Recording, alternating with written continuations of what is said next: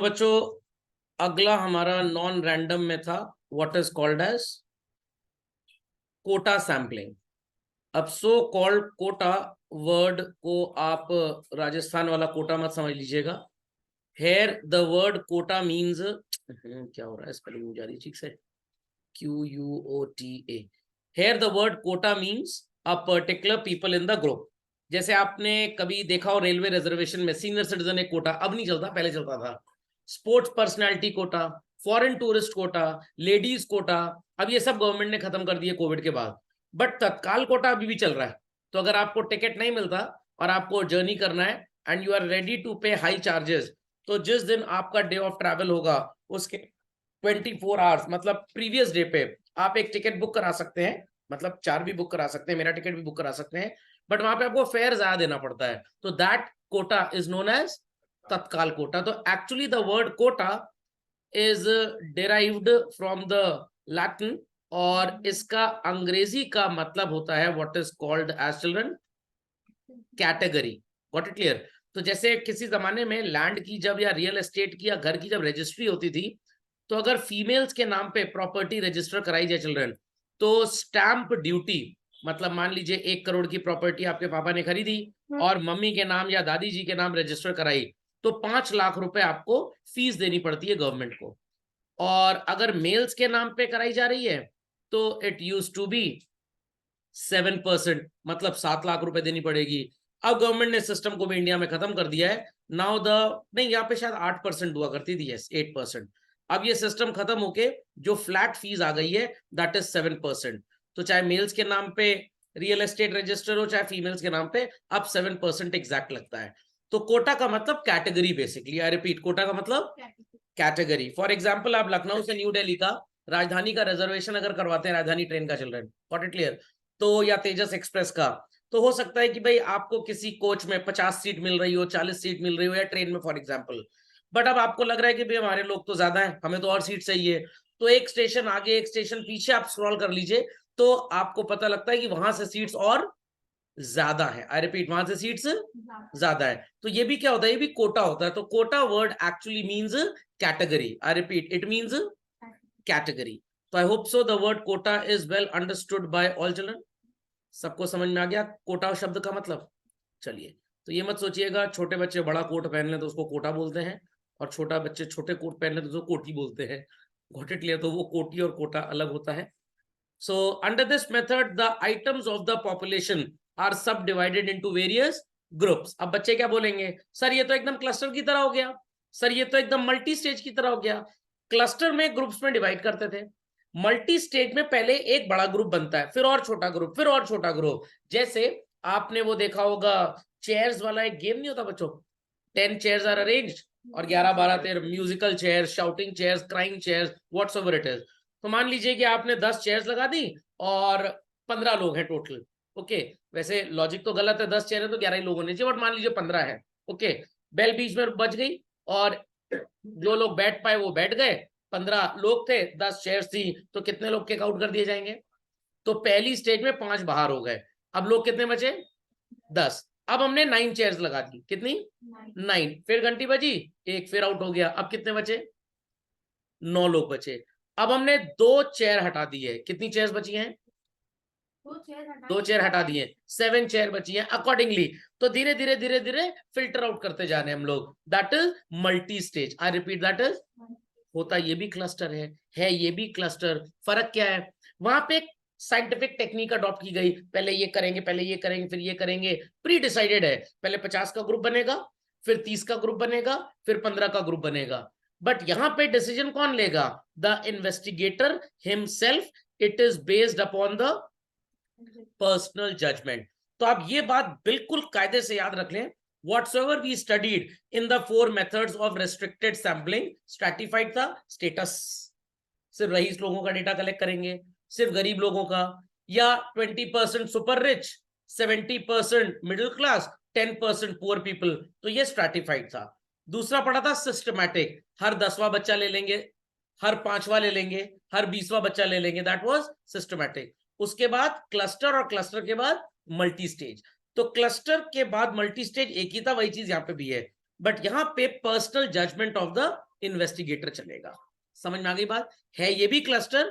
Cluster में जब आप पर्सनल जजमेंट ऐड कर देते हैं तो उसे नाम क्या देते हैं? Quota sampling. तो you can say quota sampling equals to cluster sampling plus personal judgment. समझ में आया? समझ में आया?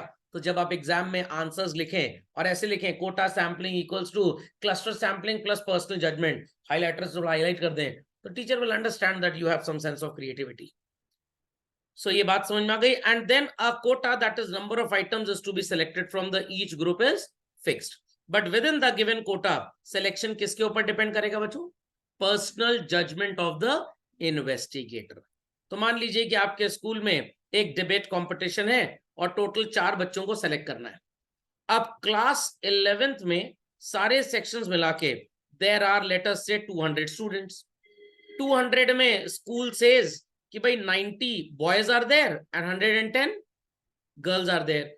तो 110 में आपने सो कॉल्ड लगभग 55 गर्ल्स और 45 बॉयज को सेलेक्ट किया। इन सबसे आप थोड़ा सा इंटरव्यू वगैरह, इनकी speaking skills, vocabulary and all that test करेंगे। फाइनली आपने 45 में से 15 बॉयज सॉर्ट आउट कर लिए और लेट अस से 27 गर्ल्स।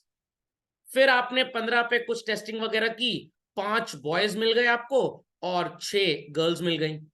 Is that understood? और उसके बाद again finally you selected 2 boys and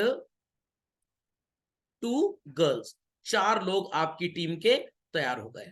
तो आपने क्या किया बच्चों? पहले ग्रुप में 45 55 किया, दूसरे ग्रुप में 15 और 27, तीसरे में 5 और 6। तो ये आप क्या कर रहे हैं? आपने क्लस्टर ही अप्लाई किया, एक तरह से मल्टी स्टेज में ये अप्लाई हुआ। बट अगर पर्सनल जजमेंट आपका हो गया नहीं इसको लेंगे, इसको नहीं लेंगे, इसको लेंगे, इसको नहीं लेंगे, then it is known as quota sampling. खोपड़े में बात गई। तो कोटा सैंपलिंग की 2 लाइन की डेफिनेशन झटपट कॉपी कर लें बच्चों, जो बोल्ड लेटर्स में लिखा है। तो बच्चों समझ में आ गया कोटा का मतलब क्या होता है? बच्चों समझ में आ गया?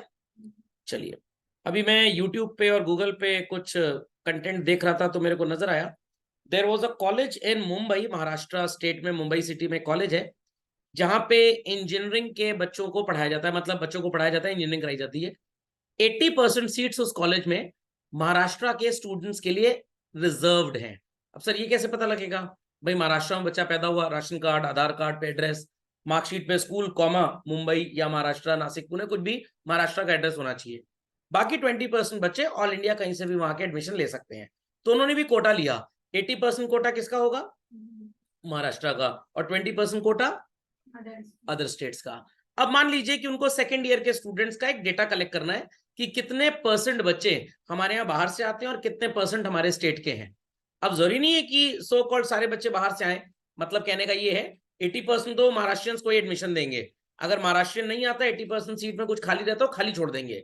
बाकी की 20% सीट्स पे कोई भी एडमिशन ले सकता है।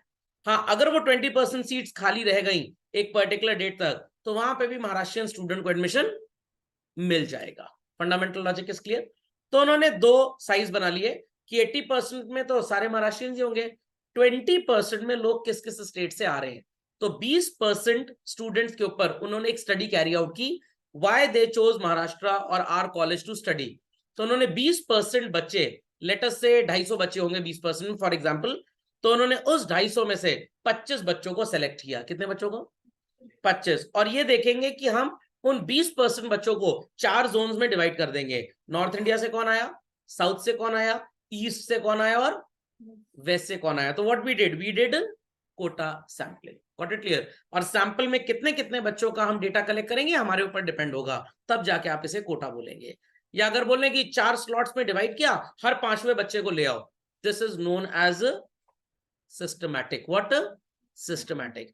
पहले 10-10 बच्चों को लेंगे, फिर रिड्यूस करके 6-6 करेंगे, फिर रिड्यूस करके 2-2 करेंगे और फिर उनसे सैंपल मतलब डेटा कलेक्ट करेंगे। ये हो गया मल्टी स्टेज। बट यहां पे अगर अपनी अकल अपनी चॉइस लगाती तो it becomes quota sampling.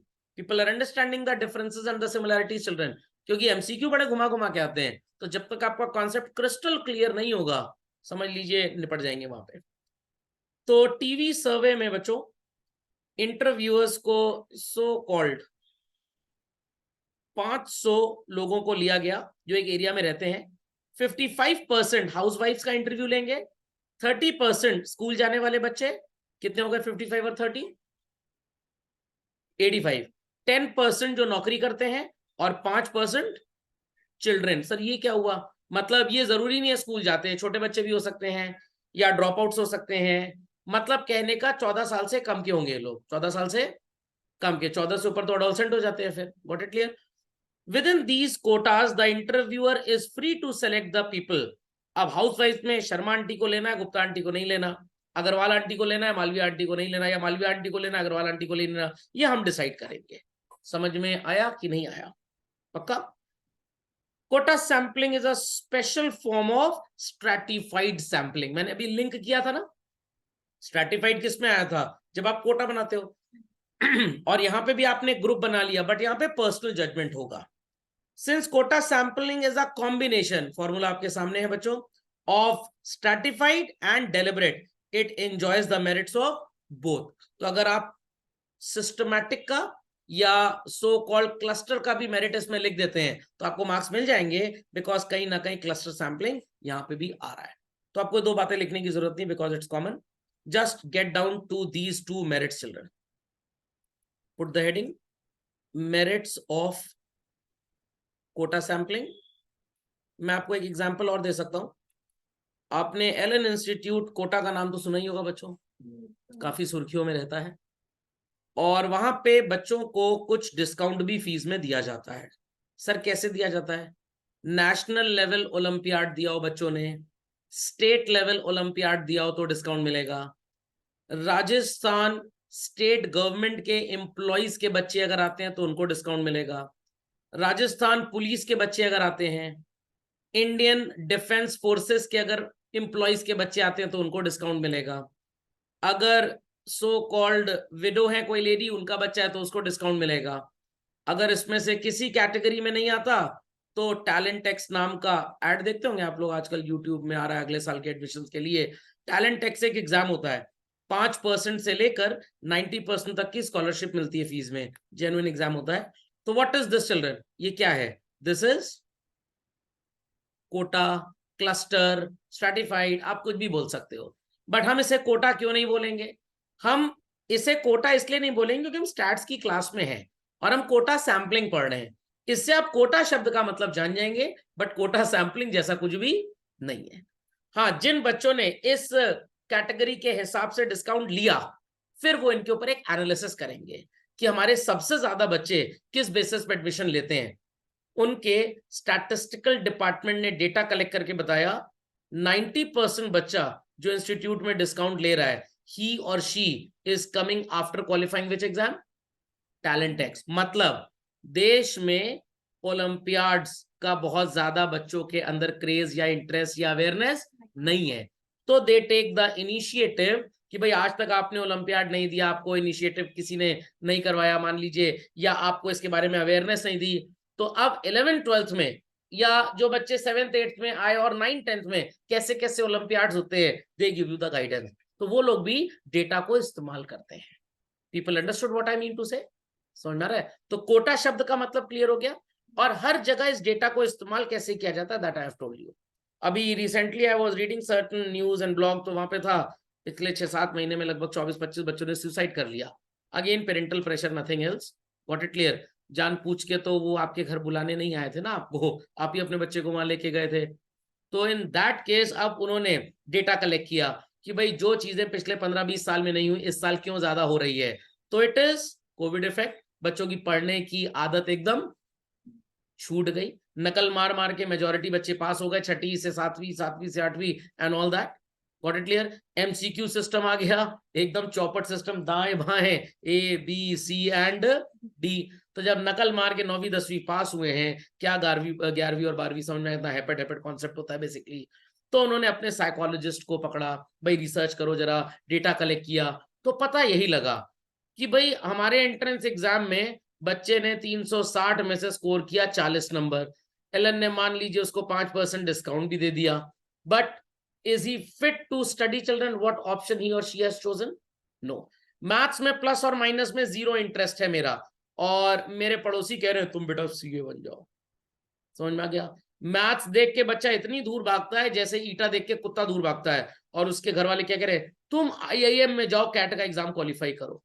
But that child is very good at designing and drawing. अरे भैया उसको बोलो तुम एनआईएफटी क्वालिफाई करो, तुम कैट क्वालिफाई मत करो। तो मुंह में निकले हैं छाले, बट आपको खानी है चाट, तो दर्द तो होगा ही, जब पानी पूरी खाएंगे तो खाएंगे। तो चॉइस सही होनी चाहिए, मीठा वाला दलिया खाना है अब आपको इस समय। खोपड़े में बात गई कि नहीं गई? अब बच्चे क्या लगता है, नहीं नहीं नहीं नहीं नहीं, आईआईटी और नीट ही सब कुछ है। मैं आपको एक रियल लाइफ एग्जांपल देता हूं बच्चों। ये परसों मैंने पढ़ा था, मेरी आंख खुल गई पढ़ के। अभी रिसेंटली एक एप्लीकेशन है एक्स के नाम से, ये किसका रीडिफाइंड नेम है? अरे आपको नहीं पता? Sir Twitter. हाँ वेरी गुड, इसी से पता लग रहा है कि इंटरेस्ट एरिया क्या है। चलिए ट्विटर बेसिकली समझ में आ गया। तो Twitter is presently own by Elon uncle, मैं प्यार से इनको इलू बोलता हूं। इनका नाम क्या है? मस्क। पहले मस्क की डिओड्रेंट की फैक्ट्री में जमादार की नौकरी करते थे और बाद में इलू इलू बोलते, तो इनका नाम एलन मस्क पड़ गया। अब बच्चों 2005 में इनकी ट्विटर को, मतलब पहले तो ये किसी और की थी, इनकी तो थी, इन्होंने खरीदी है, ज्वाइन किया जिसने, and he was the CEO of Twitter. First salary was 8 crore Indian rupees plus 94 crore रुपए के फ्री के शेयर्स इस पर्सन को दिए गए। समझना गया? ऑल इंडिया एआईआर रैंक थी इनकी 77 इन आईआईटी एग्जाम। खोपड़े में बात गई, खोपड़े में बात गई। द नेम वॉज मिस्टर पराग अग्रवाल। अब भाई जीनियस तो रहे होंगे, आईटी में 77 रैंक मायने रखती है। उसके बाद किसी कैम्ब्रिज एम्ब्रिज या स्टैनफोर्ड से कैसे एमबीए भी किया एंड ऑल दैट। और एलन मस्क साहब ने जब इसको टेक ओवर किया कंपनी को, इनको पहले बाहर निकाल दिया, किक आउट कर दिया। ऐसा नहीं कि इनके पास टैलेंट की कमी थी, सिर्फ एलन मस्क की एक क्या बोलते हैं खिसियाट, that I won't be recruiting majority of Indian employees to control my organisation. तो यहां पे अब पराग अग्रवाल जी की कमी क्या थी? इनका पर्सनल रिलेशंस थोड़ा सा गड़बड़ था। समझ में आई बात? थोड़ा सा चापलूसी वगैरह कर लेते अगर, तो शायद रिटेन कर लिए जाते। But man of so called non चापलूसी मेरी तरह रहे होंगे तो भाई गलत चीज तो नहीं सुनेंगे, तो इनको निकाल बाहर कर दिया गया। तो डू यू थिंक कि आपने आईआईटी कर लिया, सीए कर लिया, आईएम कर लिया, एमबीबीएस एमएस कर लिया तो लाइफ इज सुपर सिक्योर? ऐसा कुछ नहीं होता बच्चों, ऐसा कुछ नहीं होता। जितना लिखा है ना होना वही है, सिर्फ आपको सही डायरेक्शन में मेहनत करनी है बस। खैर वापस आ जाते हैं अपनी स्टैटिस्टिक्स की पढ़ाई पे। कोटा शब्द का मतलब सबको समझ में आ गया? कोटा शब्द का मतलब सबको समझ में आ गया? चलिए, तो never feel like if I am a commerce student, I am a humanity student, मैं सिविल सर्विसेज क्वालिफाई नहीं कर पाया तो जीवन में कुछ रखा ही नहीं। नो नो नो नो, हो सकता है आपने गलत चॉइस ले ली हो, समय आएगा ऊपर वाला आपकी चॉइस एकदम सही कर देगा। होता नहीं कभी कोई गाड़ी चलाने गलत गली मुड़ गए, क्या गाड़ी में फूक के चले आते हैं जला के? अरे यू टर्न है ना, लाइफ में भी यू टर्न होता है। चलिए, तो भाई कोटा सैंपलिंग में सबसे अच्छी चीज ये क्या है कि आपको जो रिजल्ट्स मिलेंगे वो काफी रिलायबल होंगे। क्यों? क्योंकि आपने अपनी स्किल, टैलेंट और एक्सपीरियंस के बेसिस पे लोगों को सैंपल में रखा था। खोपड़े में बात गई कि नहीं गई? पक्का? एंड चिल्ड्रन, क्योंकि आप अपनी कन्वीनियंस के हिसाब से सारा काम करेंगे, the cost will be very very very low as such. आप कोई भी ऐसा स्टेप नहीं उठाएंगे जिससे आपकी कॉस्ट बहुत ज्यादा हो जाए। So I hope so the word quota is understood by all children. बच्चों कोटा शब्द समझ में आ गया? चलिए, यस सर। एलन की हम लोग बात कर रहे थे, तो जब उन्होंने देखा कि काफी बच्चे भाई झेल नहीं पा रहे इन चीजों को, तो उन्होंने एक पर्सोनल मैनेजमेंट जिसको बोलते हैं कि भाई दिमाग में थोड़ा ठीक रखे, साइकोलॉजिस्ट की टीम बनाई, बच्चों को बोला ऐप डाउनलोड कर लीजिए, उसमें अपना पर्सनल टाइम टेबल बना सकते हैं, और हर क्लास के बाद 5 मिनट एक फन टाइम हो गया, कोई बच्चा जोक वोक सुना दे। मतलब अगर आप थोड़ा सा फिजिक्स केमिस्ट्री का प्रेशर लेके जा रहे हैं तो थोड़ा सा प्रेशर कम हो जाए। इसलिए मैं भी जब आपको पढ़ाता हूँ थोड़ा हंसी मजाक ठीक ठाक चल जाता है, तो भाई ताकि आपके ऊपर बहुत ज्यादा मेंटल प्रेशर नहीं होना चाहिए। बट मेहनत करिए, मेहनत करिए। What it clear? हाँ ये हो सकता है you may strive to get 98 but you stop at 92, कोई फर्क नहीं पड़ता, कोई फर्क नहीं पड़ता। प्राइवेट कॉर्पोरेट्स को तो नॉलेज चाहिए, नॉलेज है आपके पास, मार्कशीट गई तेल लेने। खोपड़े में बात गई. Parents ask me, sir what is the demerit और sir is there any advantage of doing distance learning education. Distance learning समझते हैं ना, कॉरेस्पॉन्डेंस कोर्स, पत्राचार शिक्षण, घर से ही बैठे बैठे पढ़ाई हो गई. तो मैं कहता हूँ भाई बहुत अच्छा है सर. वो कह रहे थे बड़ा खराब है सर, उनसे बात की थी, कह रहे थे बड़ा बेकार है. तो मैं कहता हूँ आप जिससे बात कर रहे हैं उसने 12वीं के बाद टीचर का मुंह ही नहीं देखा. मैंने 12th क्लास के बाद टीचर का मुंह ही नहीं देखा. And I hold 6 post graduate degrees. समझ में. और हमारे जमाने में यूट्यूब और गूगल भी नहीं हुआ करते थे, हमारे पास सिर्फ किताब हुआ करती थी, बस सिर्फ किताब. और अब पता तो था नहीं कि भाई टीचर है. और कॉरेस्पॉन्डेंस एजुकेशन था. I did my BCom correspondence, I did my MCom correspondence, I did my MPhil correspondence, I was enrolled for 2-year PhD doctorate also from Allahabad University. Then I had a dispute with the professor, so he kicked me, I kicked him. Got it clear? Then I did my B.Ed also, presently doing LLB also, MCom भी किया, PGDEM एक post graduate course था इग्नू से, वो भी किया. सब correspondence. किताब थी, बस काम खत्म. तो उसमें कितनी चीजें तो ऐसे भी पढ़ ले जाते थे, बाद में पता लगता था अच्छा ये तो सिलेबस में ही नहीं है, बट कोई नुकसान नहीं हुआ, वो कहीं ना कहीं आगे पढ़ाई की वहां काम आ गया. तो education will never go waste children. I repeat, it will never go waste. समझ में आई बात कि नहीं आई? तो आपने पढ़ा है तो आप कहीं पे भी उसको अप्लाई कर सकते हैं. खोपड़े में बात गई. चलिए, तो मेरिट क्लियर हो गया भैया कोटा का सबको? फाइन. चलिए, घर में भी होता है बच्चों एक कोटा. कैसे होता है सर?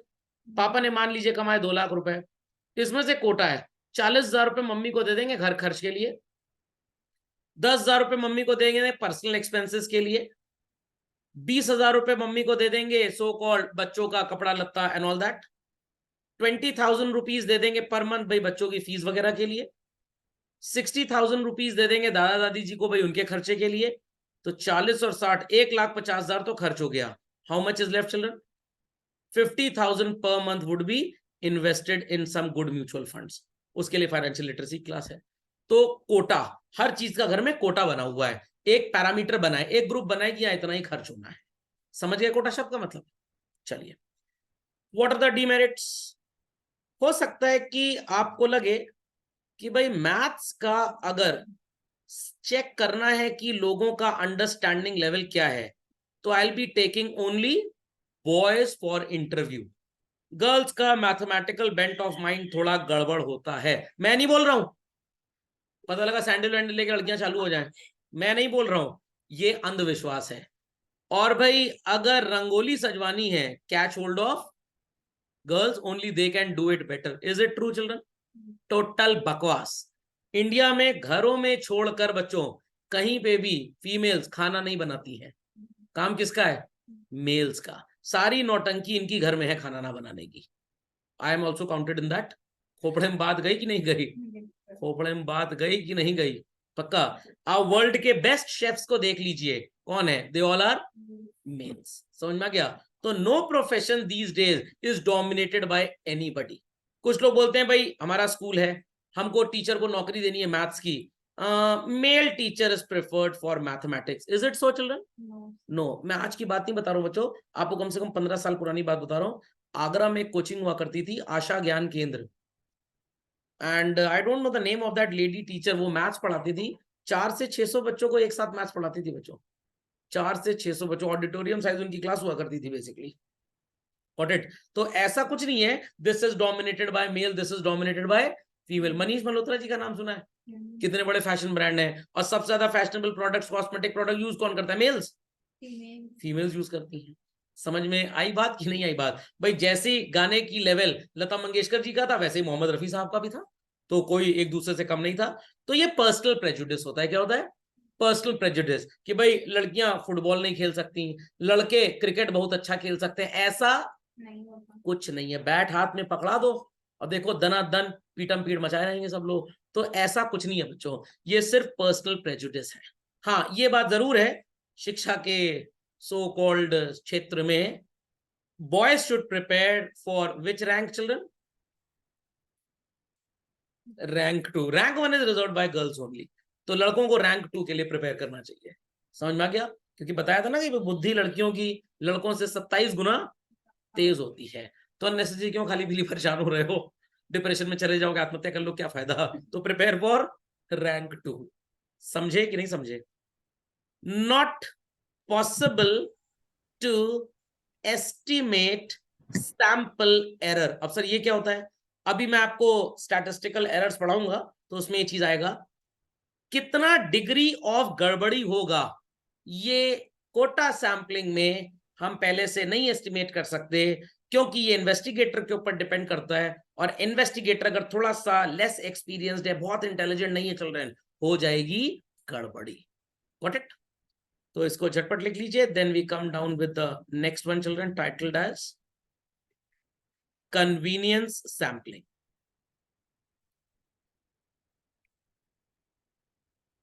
तो सर कन्वीनियंस में और इसमें फर्क क्या होगा? थोड़ा सा फर्क होगा बस। मैं जरा पीछे जाना चाहूंगा फिर से मेथड्स में। सबसे पहले क्या था चलन? अपना स्किल और जजमेंट यूज करेंगे, मतलब अपना ही कोई लॉजिक होगा, कोई लॉजिक होगा, और वो logic at all time same रहेगा, तो that is judgment sampling basically. Then फिर हमने जब बात की कोटा सैंपलिंग की, अगेन कन्वीनियंस हमारा होगा, बट ग्रुपिंग करेंगे। क्या करेंगे? Grouping. The word grouping is important in quota sampling. What is important? Grouping. Whereas judgment में there is nothing like grouping. I repeat, there is nothing like grouping. Convenience में again children, grouping कुछ नहीं होगी, grouping कुछ नहीं होगी, कोई logic भी नहीं होगा, कोई लॉजिक भी नहीं होगा। आज मेरे को लग रहा है कि भाई बहुत ज्यादा धूप वूप निकली हुई है और थोड़ी रेस वेस करानी है, तो चलो आज लड़कों को रेस कराते हैं। मौसम थोड़ा ठीक है तो आज गर्ल्स की रेस करा दी जाए। Is that clear? जो हमें कन्वीनियंट लगेगा हम वो काम करेंगे, कोई लॉजिक नहीं यूज होगा। तो लॉजिक यूज हो गया अगर पर्सनल कन्वीनियंस में तो जजमेंट हो गया, ग्रुपिंग कर दी पर्सनल कन्वीनियंस में तो कोटा हो गया, कोई लॉजिक नहीं यूज करेंगे, इट इज कन्वीनियंस सैंपलिंग। समझ में आया? To estimate the average height of an Indian, the investigator belonging to Delhi can take a convenience sample from Delhi. But judgment में क्या होगा? नहीं नहीं नहीं, इंडियन की हाइट लेनी है ना, तो नॉर्थ इंडिया से 100 लोगों को ले लेते हैं। नॉर्थ इंडिया में मान लीजिए 8 स्टेट्स हैं, तो हर स्टेट से 12-13 लोगों को ले लेंगे। साउथ से ले लेते हैं 400 लोगों को, ईस्ट से ले लेते हैं लेटस से 25 लोगों को, और वेस्ट से ले लेते हैं लगभग 500 लोगों को। Is that clear? सर सबसे कम ईस्ट से क्यों लिए गए? क्योंकि ईस्ट वाले लोगों की हाइट जनरली कम होती है, जो उधर अरुणाचल प्रदेश साइड रहते हैं। What it clear? और जो साउथ इंडिया में रहते हैं वो थोड़े लंबे होते हैं, ज्यादा टेरेन वैसा है, थोड़ा चलना फिरना, physical exercises they do more. तो हमने कहा इस तरह का हम डेटा ले लेंगे, क्योंकि हमारे इन्वेस्टिगेटर पूरे इंडिया में फैले हुए हैं, तो ये कन्वीनियंस हो गया। बट अगर इन्वेस्टिगेटर सिर्फ न्यू दिल्ली में है तो हम सिर्फ दिल्ली का ही सैंपल लेंगे, वो हमारे लिए कन्वीनियंस हो गया। Got it? मेथड और sorry of collecting the sample is also called as what? Chunk. Chunk क्या होता है? सर वो सोया चंक्स होते हैं। यस, हाँ हाँ वैसा ही है। चंक्स क्या भाई? कन्वीनियंट है टुकड़ा मिलना। What it clear? तो सोयाबीन का जो टुकड़ा नहीं होता उसको चंक्स बोलते हैं। सोया चंक्स आते होंगे आपके घर में, सब्जी बना खाइएगा, बड़ी पौष्टिक होती है। नहीं मेरे लिए मत लेगा, मेरे को नहीं अच्छी लगती। तो चंक मतलब भाई ठीक है, जैसे मन कर गया कन्वीनियंटली हमने सैंपल ले लिया, लोगों का डेटा कलेक्ट कर लिया। सो कन्वीनियंट सैंपल समझ में आ गया? नो लॉजिक नथिंग, घर से निकले सोच के भाई सैटरडे है तो भाई पार्टी लेट तक चलेगी, संडे है तो पार्टी जल्दी क्योंकि अगले दिन स्कूल भी है। कन्वीनियंस, संडे को मन किया दिन में पार्टी एंजॉय कर ली, मन किया इवनिंग में पार्टी एंजॉय कर ली, मन किया पार्टी की ही नहीं, तो दैट इज कन्वीनियंस। बट अगर आपने डे डिसाइड किया कि every Sunday I will be visiting temple, mosque, church, gurdwara every Sunday, every Sunday, और किस मॉस्क, टेम्पल, चर्च, गुरुद्वारे में जाएंगे ये भी आप डिसाइड कर चुके हैं, दैट इज जजमेंट सैंपलिंग। घर के बगल में है, चलो यही निपटा दिया जाए, भगवान तो हर जगह एक है, बट कभी आउटिंग करने का मन कर गया तो बहुत दूर निकल गए, that is convenience. Okay, merits mark करेंगे बच्चों। द फर्स्ट इज, एक तो ये इकोनॉमिकल होता है, इजिली यूजेबल है। पायलट सर्वे याद है सबको? पायलट सर्वे याद है? चलिए देखता हूं कितना याद है। What was the other name for pilot survey children? लोग कह रहे याद है? इसी को बोलते हैं interest towards studies. Pre testing, किसी भी चीज को इंप्लीमेंट करने से पहले नेस्कैफे वालों ने एक नई कॉफी लॉन्च की और कॉफी का नाम रखा Cola coffee. What? Cola flavour coffee. कौन सी coffee?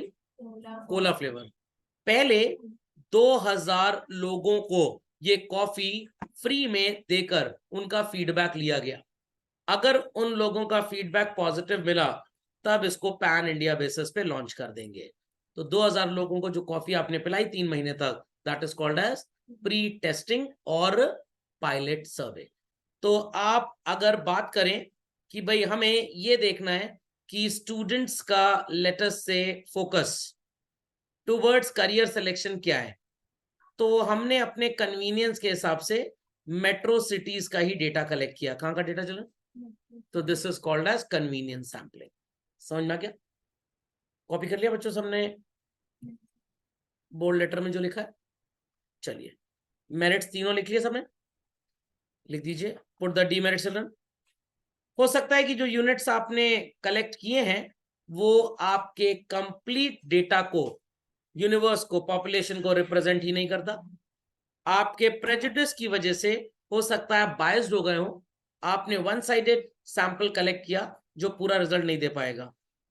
Just now I said जो पूरा रिजल्ट आपको नहीं दे पाएगा, तो your result would be unsatisfactory. सो सही मायनों में बात किया जाए, जो स्टडी बहुत सर्टिफाइड होनी चाहिए वहां पे बच्चों हम रेस्ट्रिक्टेड सैम्पलिंग टेक्निक्स यूज करते हैं। जो थोड़ी टाइम पास स्टडी है, कोई बहुत ज्यादा इंपॉर्टेंस नहीं रखती, वहां पे आप ये वाले मेथड्स तीनों यूज कर सकते हैं, which is called as non random. Demerits को कॉपी डाउन कर लीजिए।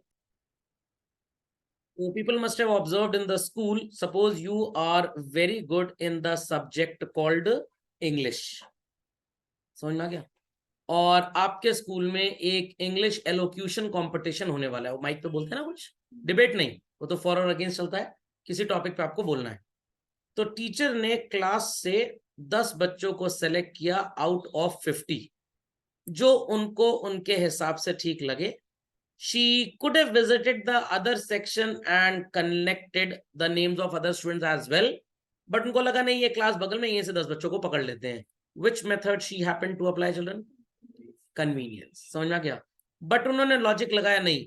There are 4 sections of class 12th और 11th, हर सेक्शन से हम 3-3 बच्चों को कलेक्ट करेंगे और फिर इन 12 में से डिसाइड करेंगे।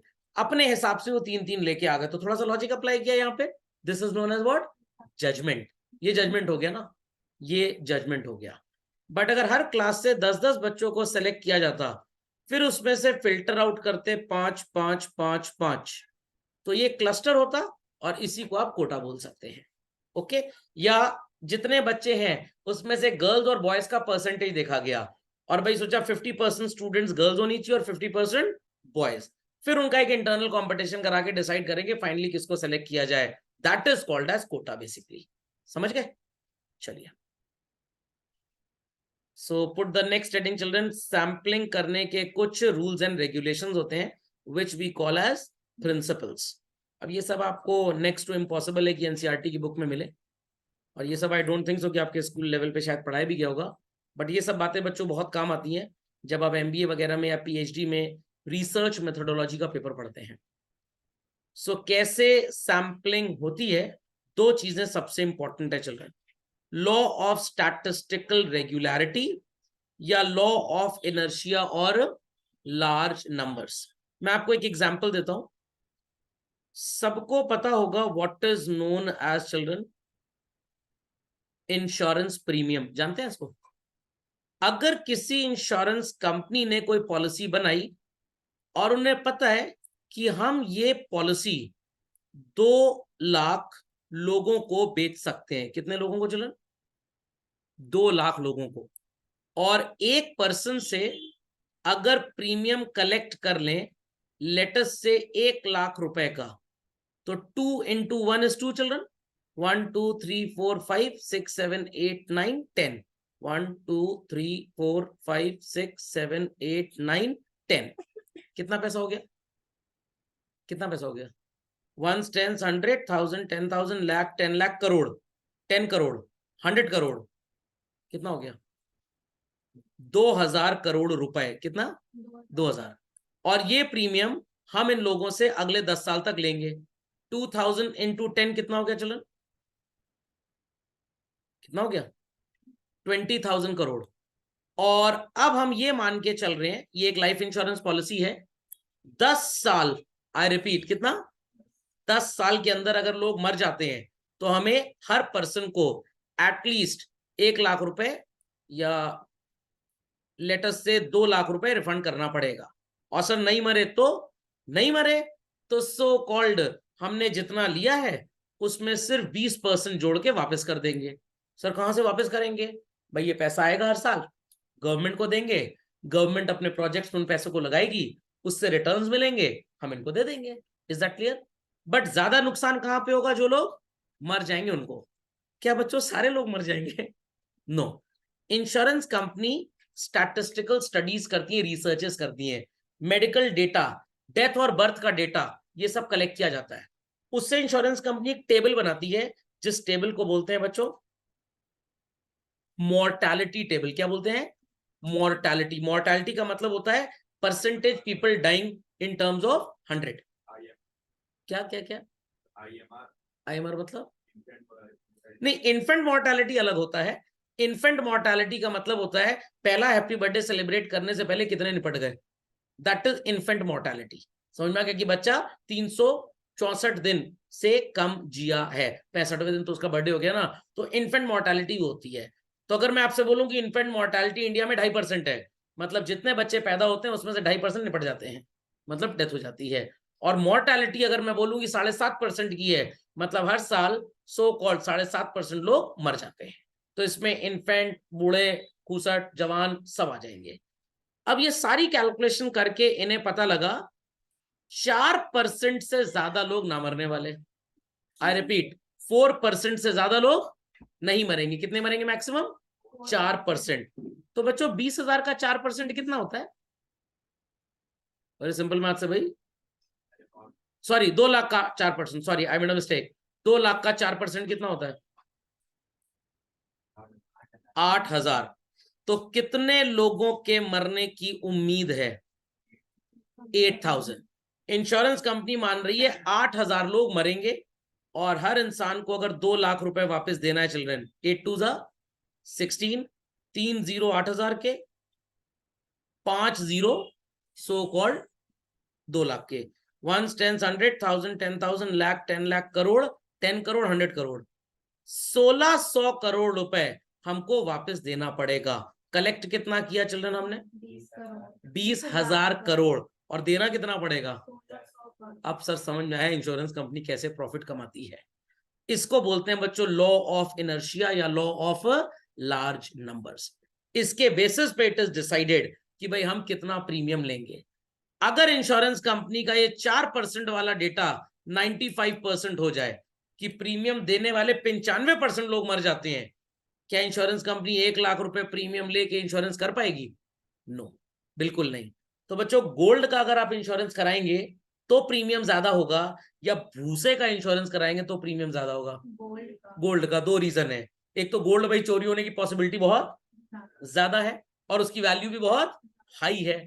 भूसे की चोरी होने की पॉसिबिलिटी, गैया कितना भूसा चुरा पाएगी, जितना मुंह में आएगा उसके।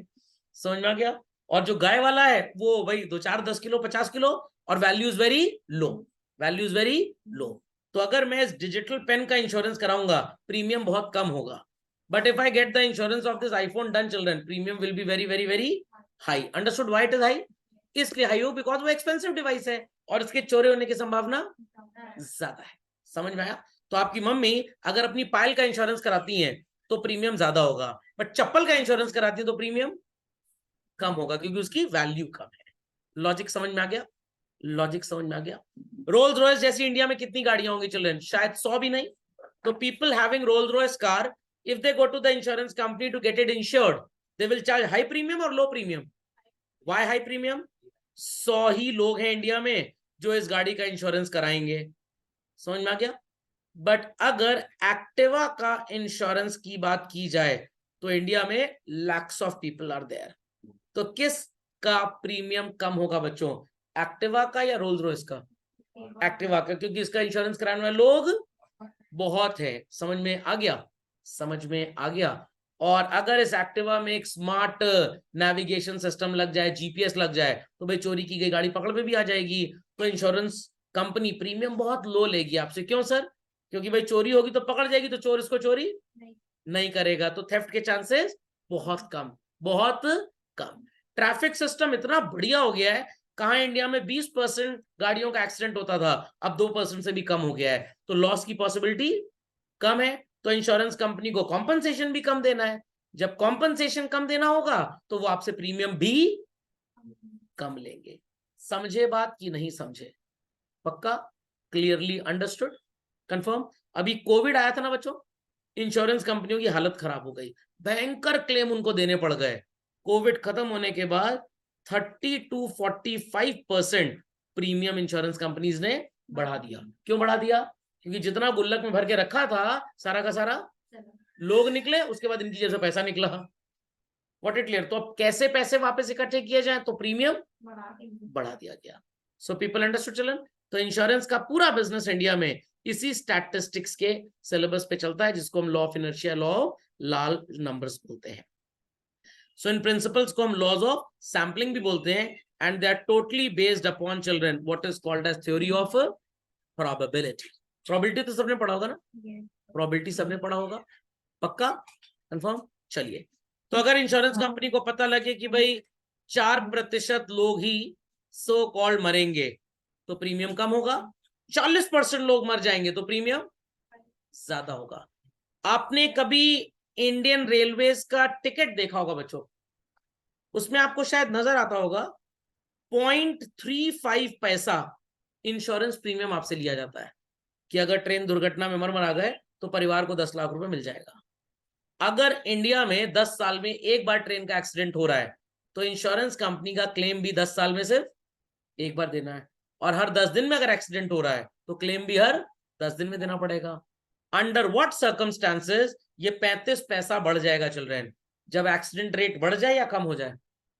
बढ़ जाए। एक्सीडेंट बढ़ेंगे तो उनको लॉस ज्यादा झेलना पड़ेगा, लॉस ज्यादा झेलना पड़ेगा तो पैसे ज्यादा देने पड़ेंगे, पैसे ज्यादा देने पड़ेंगे तो आपसे प्रीमियम भी ज्यादा लेंगे। समझे? 15 साल का बच्चा अपना हेल्थ इंश्योरेंस कराए और 65 साल के अंकल अपना हेल्थ इंश्योरेंस कराएं, किस केस में इंश्योरेंस कंपनी प्रीमियम ज्यादा लेगी बच्चों? 65 में। वाई? क्योंकि 65 वाले जो अंकल जी हैं इनके निपटने की प्रोबेबिलिटी, बीमार होने की प्रोबेबिलिटी बहुत ज्यादा है और इनकी बहुत कम है। तो जहां रिस्क ज्यादा वहां पे प्रीमियम भी ज्यादा, जहां रिस्क कम वहां प्रीमियम भी कम। तनिष्क वालों ने भी इंश्योरेंस कराया और छोले भटूरे जो बेच रहा है उसने भी अपनी दुकान का इंश्योरेंस कराया, where premium would be high. Simple as that. समझ में आई बात? चलिए, सो आज की सेवाएं बच्चों यहीं समाप्त होती हैं। अगले प्रसारण में हम इसी को आगे कंटिन्यू करेंगे।